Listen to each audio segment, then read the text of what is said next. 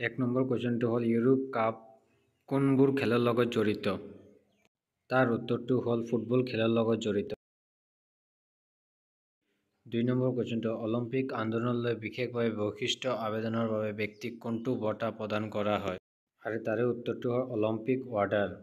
তাৰে 3 নম্বৰ কুৱেশ্যনটো ভাৰতীয় ৰাষ্ট্ৰীয় ফিল্ড হকী দলে কেতিয়া প্ৰথম অলিম্পিক স্থান লাভ কৰিছিল? আৰু তাৰে উত্তৰটো হ'ল 1928 চনত।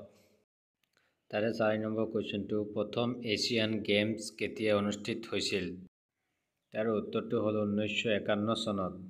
আৰু 5 নম্বৰ কুৱেশ্যনটো হ'ল গ্ৰীষ্মকালীন অলিম্পিক আৰু শীতকালীন অলিম্পিক দুয়োটা অনুষ্ঠিত হোৱাৰ স্বাভাৱিক সময়ৰ পাৰ্থক্য কিমান?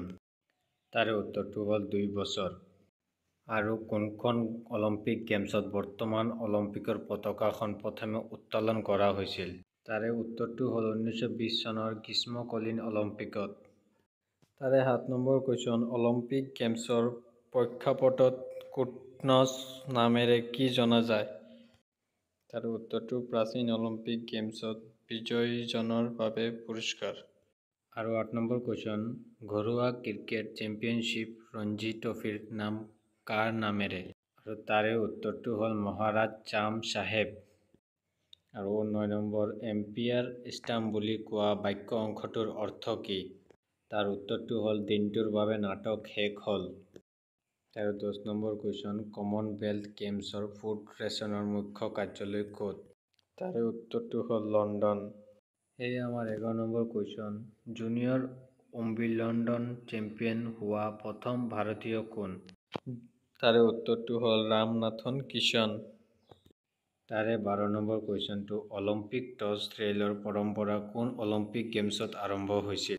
আৰু তাৰে উত্তৰটো হ'ল 1936 চনৰ গ্ৰীষ্মকালীন অলিম্পিক বাৰ্লিন।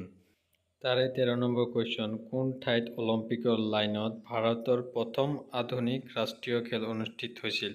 তাৰে উত্তৰটো হ'ল নতুন দিল্লী।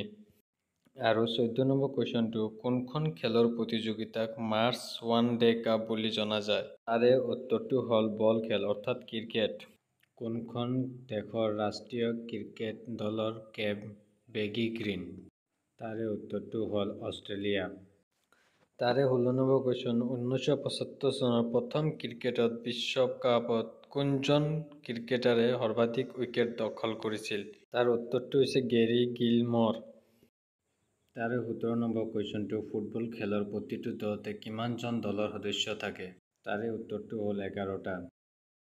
আৰু 18 নম্বৰ কুৱেশ্যনটো হ'ল কোনটো খেলৰ সৈতে থমাছ কাপৰ সম্পৰ্ক আছে? আৰু তাৰে উত্তৰটো হ'ল বেডমিণ্টন।